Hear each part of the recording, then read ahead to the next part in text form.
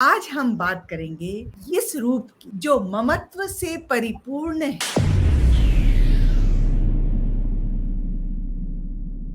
या देवी सर्वभूतेषु मां स्कंदमाता रूपेण संस्थिता। नमस्तस्यै नमस्तस्यै नमस्तस्यै नमो नमः। नमस्कार। आज हम बात करेंगे स्त्री के उस रूप की जिसके बिना वो अधूरी है, जिसमें उसके जीवन का सार है, जिसमें उसके जीवन का प्रेम है, पूर्णता है।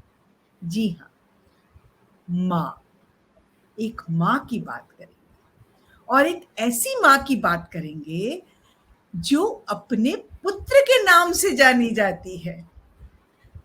कितने गर्व की बात होती है उन माता पिता के लिए जो अपने बच्चों के नाम से जाने जाते हैं कि ये फलाने की मम्मी है, ये फलाने के पिताजी हैं। यानी गर्व से सीना चौड़ा हो जाता है। तो ऐसी है हमारी आज की माँ, माता है स्कंद माता।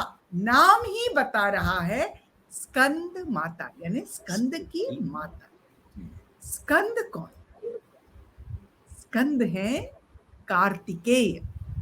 जी हाँ, तो आज हम बात करेंगे इस रूप की जो ममत्व से परिपूर्ण है। इन देवी की जब आप तस्वीर देखते हैं, मूर्ति देखते हैं, तो गोद में वो 6 मुखी कार्तिकेय को लेके बैठी रहती हैं। जी हाँ, छोटा बच्चा कार्तिकेय उनकी गोद में है। 4 भुजा है, 2 में तो उनके कमल हैं, पद्म पुष्प है, और इधर वो उनको लेके बैठी है और एक हाथ से सबको सुख शांति समृद्धि संतति सौभाग्य स्वास्थ्य सबका वरदान दे रही है। ये माँ है पार्वती जी का ही रूप। जी हाँ, तो ऐसा माना जाता है कि एक दिन जब शिव और पार्वती साथ में बैठे थे तो दोनों का जो तेज था, यानी शिव जी के त्रिनेत्र का तेज और देवी के शरीर का तेज, ये पुंज जो है एकत्र हुआ और एक भून की शक्ल में आ गया। और ये क्योंकि दो बहुत ही तेजोमय व्यक्तित्व का मिलाप था, तो मां पार्वती उसको सहन नहीं कर पाई और इतना तेज था कि उनको लगा कि अग्नि को सौंप दो। उन्होंने वो अग्नि को सौंपा, पर अग्नि भी उसको संभाल नहीं पाई। अग्नि में भी उनको बहुत परेशानी होने लगी, तो उन्होंने गंगा मैया को देख लिया। गंगा मैया उनको अपने साथ ले करके वो गई शारवना झील में, और वहां पर 6 कृतिकाओं ने इस भूण को संभाला, उनको देखभाल किया, और कालांतर में जो आए वो थे हमारे कार्तिकेय। तो क्योंकि 6 कृतिकाओं ने उनको पाला बड़ा होने तक, उस भूण को शिशु होने तक, तो इसलिए उनको षड़वदन या षडमुख या षडानन, ये सब षडमातुर कहा जाता है कृतिकाओं को। तो ऐसे ऐसे हमारे कार्तिकेय। और कार्तिकेय के बारे में जो सबसे बड़ी बात है, कार्तिकेय थे देवताओं के सेनापति, और उनके इस पूरे पालन पोषण में उनकी मां का बहुत बड़ा हाथ था। क्योंकि जब उनको पढ़ाने के लिए ब्रह्मा जी के पास भेजा, तो वो उनके पास से ओम का अर्थ पूछा, वो उनको संतुष्ट नहीं कर पाए। शिवजी से पूछा तो वो शिवजी संतुष्ट नहीं कर पाए। उन्होंने फिर स्वयं ही स्वयं को संतुष्ट किया, और इस पूरी प्रक्रिया में मां ने उनका बहुत साथ दिया। तो ये यहाँ पर जो एक बहुत खूबसूरत सी बात निकल के आती है कि बच्चों के चरित्र निर्माण में मां की क्या भूमिका है। यानी बड़ा सुंदर तरीके से। और इसीलिए हमारी आज देवी का नाम है स्कंद माता। दरअसल तो बच्चों की जो पहली गुरु है वो तो माँ ही होती है। बिल्कुल। जी। और इसलिए जो माँ माँ की गोद जो है वो दरअसल किसी भी शिशु का पहला गुरुकुल बिल्कुल है ना? बिल्कुल। जी। और कार्तिकेय का जन्म क्यों हुआ, इसके पीछे भी बड़ी सुंदर सी एक कथा है। तारकासुर नाम का एक असुर था और उसने इतना तप किया कि विष्णु जी से उसने वरदान मांग लिया कि मैं अजर अमर हो जाऊं। विष्णु जी बोले ऐसा तो हो नहीं सकता। तो वो बोला अच्छा फिर ऐसा करिए कि शिव जी का जो पुत्र होगा वो मेरा वध करेगा। और बता दूं तब तक शिव जी का ब्याह नहीं हुआ था, वो सती के शोक में ध्यान मग्न थे, अपना तप कर रहे थे। तो सारी सृष्टि, सारे देवता सब ने मिलके, मैंने आपको पिछले 3 दिनों में बताया ही कि किस तरह देवी को मनाया गया, जिनको हम महेश्वरी भी कहते हैं क्योंकि वो महेश्वर की पत्नी है, शिव जी की पत्नी है। वो गौरी है क्योंकि वो गौरवर्णा है। वो स्कंद माता है क्योंकि वो कार्तिकेय की माँ है। वो स्नेह की देवी है, तो ममत्व की देवी है। तो ऐसे करके कार्तिकेय का जन्म हुआ और कार्तिकेय को सब अस्त्र शस्त्र सब चलाने की विद्या में पारंगत किया गया और उन्होंने तारकासुर का वध किया और जीत हासिल की और बने देवताओं के सेनापति। तो किस ऊंचाई तक उनका व्यक्तित्व गया ये हम यहाँ पर देखते हैं। आज का जो रंग है वो है सफेद। जी हाँ, आज का रंग है सफेद, जो कि आप सबको मालूम है शांति का प्रतीक है, ईमानदारी का प्रतीक है, स्थिरता का प्रतीक है, शुद्धता का प्रतीक है और सरलता का प्रतीक है। बहुत सारी कथाएं हैं, हम बहुत सारी कथाएं तो यहाँ ले नहीं सकते, तो इसलिए जो भी कथा हम ले रहे हैं थोड़ी थोड़ी आपको बता रहे हैं। तो अब आप देवी महात्मा के बारे में कुछ बात कर लीजिए।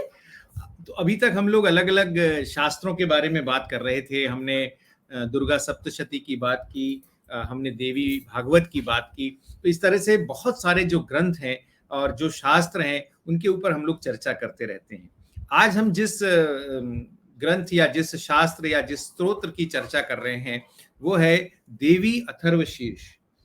हम सब ने गणपति अथर्वशीर्ष बहुत सुना है और गणपति अथर्वशीर्ष का बहुत बार पाठ भी किया है, सब लोग प्रायः बहुत करते हैं। लेकिन देवी अथर्वशीर्ष जो है ये एक बहुत महत्वपूर्ण स्तोत्र है, बहुत महत्वपूर्ण मंत्र है। दरअसल अथर्ववेद के शीर्ष शिरोभाग में आने के कारण इसे अथर्वशीर्ष कहा जाता है। और सबसे बड़ी बात यह है कि अथर्व का अर्थ क्या होता है? अथर्व का अर्थ होता है स्थिर, शांत चित्त करने वाला, आपको एक तरह से स्थित प्रज्ञ बनाने वाला। इसीलिए हमारे शास्त्रों में अथर्वशीर्ष का बहुत अधिक महत्व है। और ये जो देवी अथर्वशीर्ष है ये दरअसल निगमागम का बहुत उत्तम समन्वय है।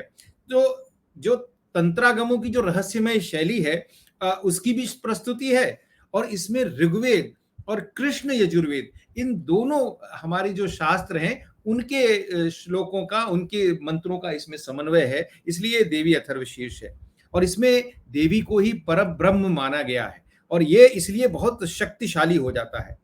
एक और महत्वपूर्ण बात है कि इसमें ज्ञान और कार्य इन दोनों का बहुत अद्भुत समन्वय है। इसलिए इसका अर्थ जानकर पाठ करना बहुत महत्वपूर्ण होता है। और जब अर्थ जानकर पाठ करने की बात आती है तो हमारे तमाम तंत्रों में पुनश्चरण का बहुत अधिक महत्व है। अब पुनश्चरण का अर्थ ये होता है कि कई बार हम लोग ये सोचते हैं कि माला फेरना है तो बिना जाने, बिना समझे या बिना एकाग्र हुए हम लोग माला फेरते हैं और हमें लगता है कि जब हम माला फेर रहे हैं तो सारी चीजें अपने आप सुलझ जाएंगी। तो ऐसा नहीं है। पुनश्चरण हमारे सभी शास्त्रों में है। जो अक्सर लोग इसका मजाक भी उड़ाते हैं कि माला भी फेर रहे हैं, अरे जरा गैस देख लेना, अरे जरा घंटी देख लेना, अरे जरा फूल वाला आ गया देख लो। मतलब ऐसे माला फेरने का कोई आशय नहीं है। जब आप एकाग्र चित्त हो तभी पुनश्चरण करें, तभी उसका फायदा होता है। और ये जो देवी अथर्वशीर्ष है ये तो इतना शक्तिशाली मंत्र है कि इससे व्यक्ति को शक्ति, जैसे कोई पुरुष है वो पौरुषहीन हो गया है तो भी उसके लिए एक कल इतना महत्व, बताया था मैंने हाँ आपको इतना जी, कामदेव को जिस तरह कामदेव कामाख्या को में। किया। तो इसमें जो श्लोक है, वीर्यहीनो यथा देवी सर्व कर्मसु न क्षम पुनश्चरण हीनस्तु तथा मंत्र प्रकीर्तितः, ये भी कहा जाता है कि जो अगर हम ये देवी अथर्वशीर्ष का पाठ करते हैं तो इसमें हमें पांचों अथर्वशीर्ष का एक तरह से पुण्य भी मिलता है और उसकी शक्ति भी प्राप्त होती है। जैसे गणपति अथर्वशीर्ष है, नारायण है, रुद्र है, सूर्य है, इन सभी का जो एक तरह का मिला जुला असर है वो आपको देवी अथर्वशीर्ष से प्राप्त होता है। जाहिर है कि कोई भी शास्त्र है, कोई भी मंत्र है, कोई भी विधि से आप पूजा करें तो उसके अपने नियम कायदे कानून भी होते हैं और नियम कायदे कानून को मानना बहुत जरूरी है। जैसे सबसे बड़ी बात है कि शुचिता, शुचिता है, आप शुचिर्भूत होकर उसको करिए और उसको एक अमुक दिशा में बैठकर ही पाठ किया जाए, बैठकर पाठ किया जाए। इसीलिए कहा है कि क्योंकि जब तक आप किसी विधान से कोई मंत्र का उच्चारण नहीं करते तब तक उस मंत्र की फलश्रुति नहीं होती। इसलिए हमारे यहाँ कहा भी गया है विधानेन मंत्रोच्चारणम, यानी विधान से कीजिए। आप मंत्रोच्चार कर रहे हैं तो विधान से कीजिए, बला टालने के लिए बिल्कुल भी मत कीजिए। और इसमें देवी जी। का जो एक तरह से मैं मालविका जी आप भी कहेंगे कि क्या कॉन्फिडेंस है, वो देवता देवी से पूछ रहे हैं कि आप क्या हैं, आप क्या हैं, आप कैसी हैं, आप क्या हैं, तो देवी जो उसका उत्तर देती हैं, बहुत सारे श्लोकों में उसका उत्तर देती है, लेकिन एक जगह वो कहती हैं वेदोहम वेदोहम विद्याहम विद्याहम अजानम जानम अधश्चर्य धर्व निर्तिर्य क्या हम, यानी क्या, वेद और अवेद दोनों मैं हूं, वेद भी मैं हूं, अवेद भी मैं हूं, यानी एक तरह से सारे शास्त्रों के लिए मैं ही हूं, विद्या भी मैं हूं और अविद्या भी मैं हूं, ये भी वो देवी कहती हैं। फिर कहती है अजा, यानी प्रकृति भी मैं हूं और प्रकृति से अन्य भी अगर कुछ है तो भी मैं ही हूं, ऊपर भी मैं हूं, नीचे भी मैं हूं, आजू में भी मैं हूं, बाजू में भी हूं। यानी देवी का जो इसमें जो कॉन्फिडेंस है उत्तर देने का, वो दरअसल आपको शक्ति, जो हम बार बार कहते हैं कि ये हम दरअसल कर क्या रहे हैं, हम दरअसल इस नवरात्रि पर्व में हम शक्ति की ही आराधना कर रहे हैं, शक्ति का ही आह्वान कर रहे हैं। और जब हम शक्ति का आह्वान कर रहे हैं तो हमको हमको भी तो इस बात का आभास होना चाहिए कि जिसका हम आह्वान कर रहे हैं वो दरअसल अपने आप में कितनी शक्तिशाली। तो ये जो विश्वास आरोपित करना है, कॉन्फिडेंस, ये विश्वास आरोपित करना दरअसल अपने आप में बहुत महत्वपूर्ण है। ये शाक्य उपनिषद है, इसलिए कई लोग इसे देवी उपनिषद भी कहते हैं।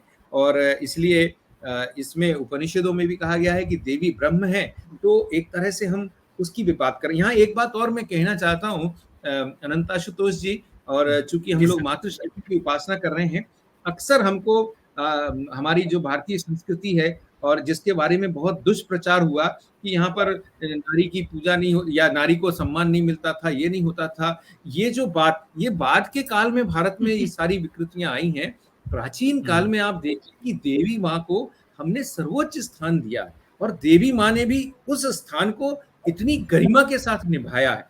तो जब ये हम इन शास्त्रों का अध्ययन करें, इन परंपराओं का अध्ययन करें, तो निश्चित तौर पे हमें ये ध्यान रखना चाहिए कि ये जो हमारी भारतीय संस्कृति के बारे में दुष्प्रचार होता है, विशेषकर जो पश्चिम के लोग दुष्प्रचार करते हैं, जबकि वो भूल जाते हैं कि भारत की जो मातृशक्ति को जो अधिकार प्राप्त हुए, जिसको आप आज की तारीख में डेमोक्रेटिक राइट्स कहते हैं, वो सारे डेमोक्रेटिक राइट्स भी पश्चिम में बाद में प्राप्त हुए, हमारी मातृशक्ति को पहले प्राप्त हुए। तो ये सारी बातों को जब तक आप जोर शोर से कहेंगे नहीं, तब तक वो बात आगे बढ़ेगी। अब आप ये बातें कह रहे हैं, तो इसी से कहने का मन हो रहा है मेरा कि ये जो मैं स्कंद माता के बारे में जो आपको बता रही थी, स्कंद माता के बारे में ये भी कहा जाता है कि ये विद्वानों की माता है। हाँ। मतलब इनकी पूजा करने से आप विद्वान हो सकते हैं, बुद्धि मेधा सब बढ़ सकती है, चेतना का निर्माण है ये आप में। और एक जगह मैंने ये भी पढ़ा कि कालिदास जी ने जो रघुवंशम और मेघदूतम की रचना की, वो भी इन्हीं की कृपा से पूर्ण हुई। तो यानी ऐसी ये देवी है। और एक जगह और, यदि आपने, आजकल बहुत चल रहा है वो मैसेज और मुझे बहुत अच्छा लगा कि जो माइटोकॉन्ड्रियल डीएनए है वो एक स्त्री, मतलब माँ से बेटी को मिलता है और माँ को मिला है उसकी माँ से, यानी नानी से माँ और बेटी, मतलब ये जो पूरी लाइन चल रही है ये औरत, महिला की तरफ से चल रही है, which gives her the strength। जो स्ट्रेंथ है वो इसी से आती है। इसके बारे में हम कभी और बहुत सारी बातें करेंगे। पर अभी मैं आपको ले चलती हूँ और एक बहुत ही जागृत स्थान, एक ऐसा स्थान जहां पर सती का हृदय गिरा था। जी हाँ, सती का हृदय गिरा था गुजरात में, और वहां पर है अंबा देवी का मंदिर। अंबा देवी जी, अंबा देवी का मंदिर। पर आपको ये जान के बहुत आश्चर्य होगा कि अंबा देवी के मंदिर में कोई प्रतिमा नहीं है, श्री यंत्र है, या वो कहते हैं ईसा यंत्र है, और उसी को वो इस तरह से श्रृंगार करते हैं कि आपको वो देवी स्वरूपा दिखने लगती है, उसमें आपको उन्हीं की छवि दिखती है। जी हाँ, और ये जो देवी है, ये देवी का 7 दिन 7 तरह की सवारी होती है, 7 वेश होते हैं। अच्छा, जी हाँ, अब जैसे रविवार के दिन 7 वाहन है उनके, तो जो संडे का दिन है, रविवार का दिन है, वो व्याघांबर व्याही, मतलब व्याघ के ऊपर बैठी है, और ये गोल्डन कलर का है।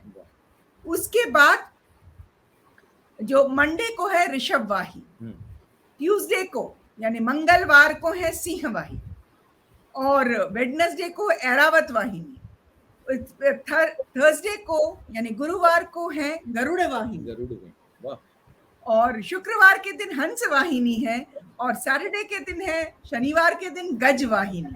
तो इसमें से जो पहला है इनका व्याघ्र वाहिनी, ये सुनहरे रूप का है, और बाकी सब है रुपहला यानी चांदी के रूप में है।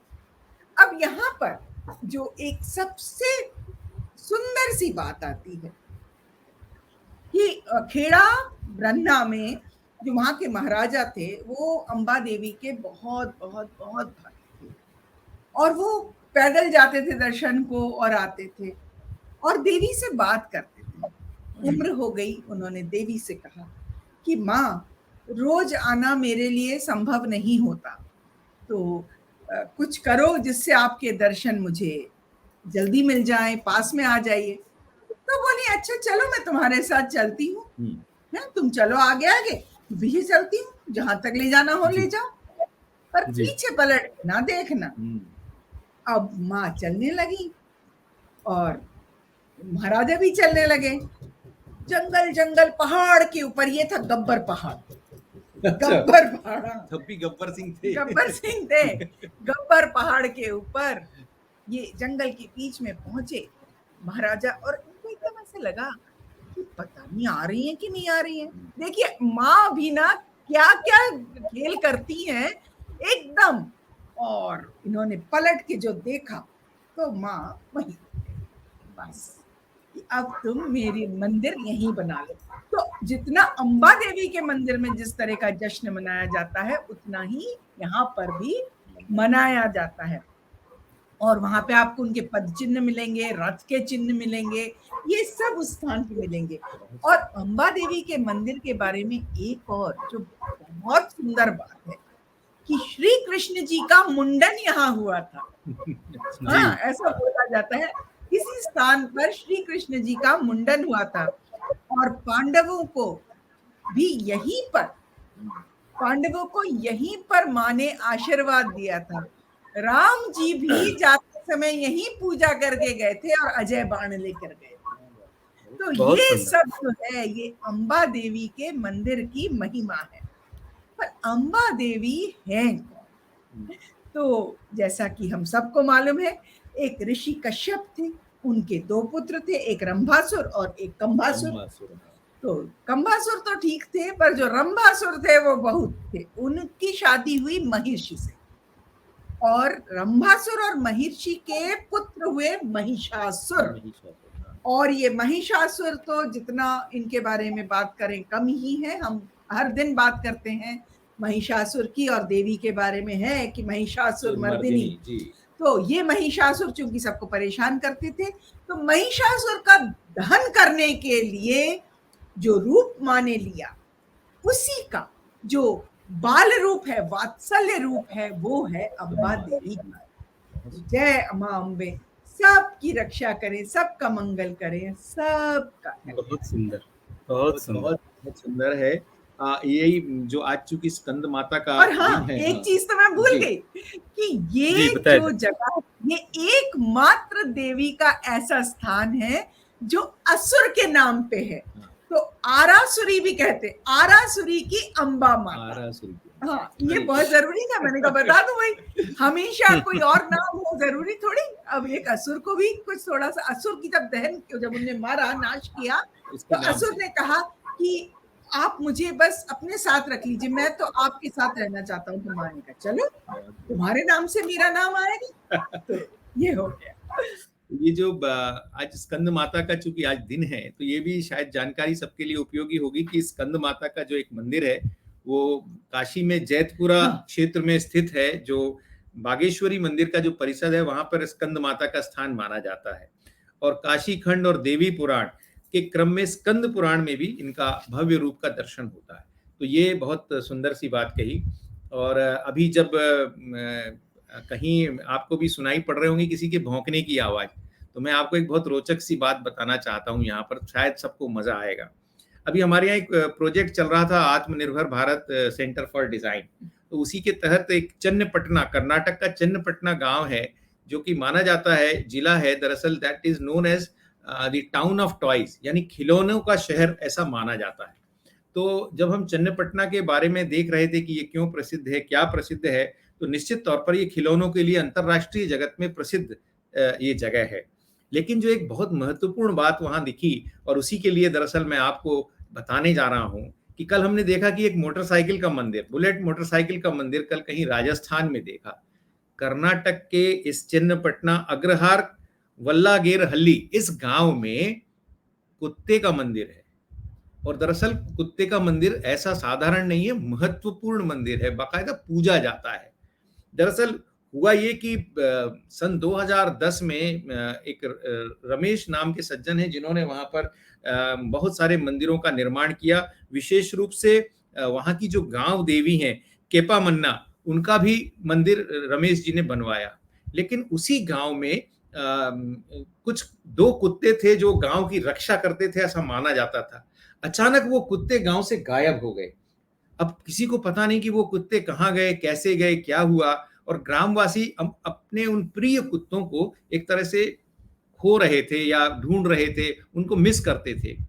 अचानक जो केपा मन्ना देवी है, उन्होंने ग्राम के किसी एक सज्जन के स्वप्न में आकर कहा कि आप उन कुत्तों का मंदिर बनाइए।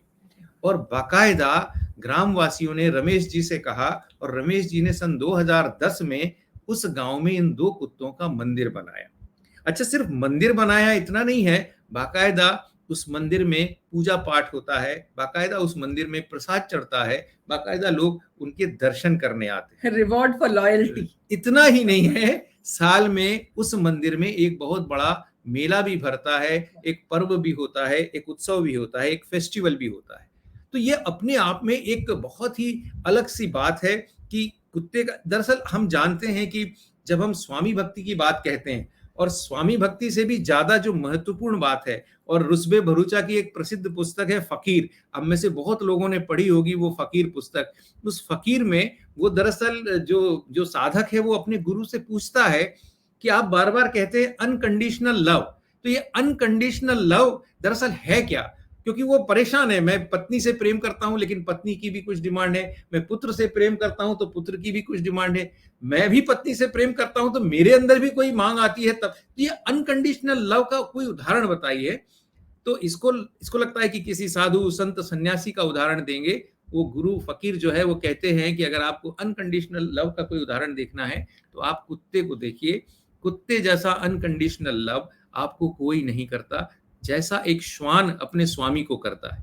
अब आप ये समझिए, हमारे शास्त्रों में श्वान का उल्लेख है कि वो जो है वो भैरव बाबा का वाहन है, श्वान ये कहा जाता है।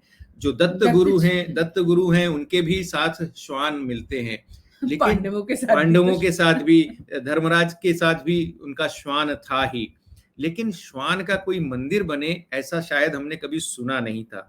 हाँ, छत्तीसगढ़ में एक कुकुर देवी का मंदिर है जो रायपुर के निकट खापरी गांव है, वहां पर भी कुकुर देव का मंदिर है। लेकिन ये जो मंदिर है ये अपने आप में एक बड़ा अनूठा सा मंदिर है। तो मुझे लगा कि मैं आपको थोड़ी देर के लिए कर्नाटक ले जाऊं, जहां ये एक महत्वपूर्ण मंदिर है। लेकिन अब चूंकि उल्लेख आया है तो ये भी बता दूं कि जो चिन्नपटना गांव है, ये भारत में ही नहीं पूरे विश्व में अपने खिलौनों के लिए जाना जाता है, और यूनेस्को में भी यहाँ के खिलौने, जो लकड़ी के खिलौने, दर्ज हैं। दरअसल समस्या क्या अच्छा। है, विदेशी खिलौने और डिजिटल खिलौनों के पीछे इतने पागल हो गए हैं कि हम हमारे जो अपने कलाकारों के कौशल द्वारा जो बनाए गए खिलौने हैं या कौशल द्वारा बनाई गई जो चीजें हैं, उनको दरअसल भूलते चले जा रहे हैं। अब पता नहीं बच्चियां भी कौन सी गुड़ियों से खेलती हैं, लेकिन ये जो खिलौने जो ये कलाकार बनाते हैं, और यहाँ पे 11वीं-12वीं शताब्दी में भी जो ग्रंथ थे वहां पर भी उल्लेख इन खिलौनों का मिलता है। यानी ये इतनी पुरानी परंपरा है, मैं सिर्फ ये बताना चाहता हूँ। और आज भी जी। उस गांव में कम से कम 300 से 400 ऐसे घर हैं जो इन खिलौनों को बनाने का काम कर रहे हैं। और आइवरी वुड कहलाता है, एक तरह का अलग तरह का लकड़ी है आइवरी वुड, उस पे ये खिलौने बनते हैं और अपने आप में बहुत नायाब खिलौने हैं। आप में से जिसको भी अवसर मिले एक बार चिन्नपटना के जो वुडन टॉयज हैं, और इसीलिए उसको खिलौनों का टाउन ऑफ टॉयज इसीलिए तो कहा जाता है। तो ये जो टाउन ऑफ टॉयज है, इसको जियोग्राफिकल आइडेंटिफिकेशन टैग भी WTO ने दिया है, जिसको GI टैग कहते हैं। और इस तरह से ये एक बहुत बड़ी परंपरा चिन्नपटना की है। लेकिन चूंकि हमारा संदर्भ मंदिरों का था, हमारा संदर्भ जानकारी का था, जो रोचक सी जानकारी हो, तो मुझे लगा कि चिन्नपटना के कुकुर मंदिर का या श्वान मंदिर का या डॉग के मंदिर का उल्लेख करें। और आज रोचक बात है, हम लोग रोज यहाँ पे लाइव करते हैं। किसी दिन हमारे घर के श्वान महोदय कथा सुनने हमारे इस कमरे में नहीं आए, आज हमारे घर के श्वान महोदय भी यहाँ बैठकर कथा सुन रहे हैं। शायद उन्हें भी ये आभास हो गया कि आज हम जो है वो श्वान मंदिर की बात करने वाले हैं, और वो शांत दत्तचित्त होकर वो सुन रहे हैं। एक भी बार आपको उनके भौंकने की आवाज नहीं आई होगी। आज ये जो प्रसाद है नवरात्रि का, स्कंद माता का जो नैवेद्य जो आज चढ़ता है उनको, वो आज केले का नैवेद्य उनको चढ़ता है। उनको केला खिलाया जाता है और कहा जाता है कि केले का नैवेद्य चढ़ाने से आपका जो व्यवसाय है, आपका जो काम है, आपकी जो प्रोफेशनल ग्रोथ है, करियर में जो ग्रोथ है, वो होती है। वो ना भी हो तो आपके शरीर का कैल्शियम तो बढ़ ही जाता है, और कैल्शियम बढ़ना एक बहुत बड़ी बात है। दूसरी बात है कि केला खाने से एनर्जी मिलती है। कहा भी जाता है सुबह का केला हीरा। और मैंने एक और पढ़ा भी, इनको अलसी का भी भोग लगाया जाता है। अच्छा। हाँ, अलसी का भोग लगाने से आप जो मतलब भोग लगाता है, जो चढ़ाता है उनको अलसी, वो रोगहीन हो जाता है। मतलब उसकी दमा वगैरह के लिए ऐसा लिखा हुआ है उसमें जी। तो बहुत ही बढ़िया बात थी। और इसी के साथ एक और बात बता दूं कि ये जो है, ये देवी की स्थित रहती हैं हमारे यहाँ नीचे, इस जगह कंठ के नीचे। हाँ, यहाँ इनका चक्र है। तो ये मैं चक्र का नाम बिल्कुल मेरे दिमाग से उतर गया अभी, नहीं मैं भी बता दूंगी। स्वादिष्ठान चक्र, विशुद्ध चक्र, स्वादिष्ठान नहीं, विशुद्ध चक्र। चलिए अनंत जी, अब आपकी ओर बढ़ते हैं। जी जी जी सर, धन्यवाद सर। लेकिन दर्शक यह भी जानना चाह रहे, इतनी सुंदर बैकग्राउंड में पेंटिंग है सर, थोड़ा उसके बारे में भी बता दिया जाए। आप प्रतिदिन नए तरह का पेंटिंग लगाते हैं दुर्गा जी से संबंधित। जी सर, हम लोगों की कोशिश ये रहती है कि जो हमारी पारंपरिक शैली में जो चित्र होते हैं, पारंपरिक शैली में जो हमारे चित्रकार चित्र बनाते हैं, जैसे कल हमने मधुबनी शैली की पेंटिंग लगाई थी। आज ये हमारा जो है मध्य भारत में है, ज्यादातर मालवा, राजस्थान का कुछ इलाका, इन सब इलाकों में ये पारंपरिक रूप से जो हमारे लोक कलाकार हैं ये बनाते हैं। तो ये एक तरह का बहुत ही, आपको ये घरों में भी, जो घर के बाहर भी जो है, वो कोई भी कलाकार इसको बनाता हुआ दिख जाएगा। जरूरी नहीं कि ये बहुत नामधारी कलाकार हों, लेकिन इस तरह की पेंटिंग्स बहुत जगह पर ये बनाई जाती हैं। ये मूलतः मध्य भारत, मालवा की ज्यादातर शैलियों में है। उत्तर भारत में भी कुछ स्थानों पर इस तरह की पेंटिंग्स बनाई जाती हैं। और आज हमने, चूंकि रंग आज हमारा सफेद था, तो इसलिए हमने सोचा कि पीछे की जो बैकग्राउंड है वो थोड़ी ज्यादा कलरफुल रहेगी, तो वो कंट्रास्ट दिखेगा। इस दृष्टि से आज माँ शेरा वाली जो है वो आज आप सबके लिए हमने प्रस्तुत की है।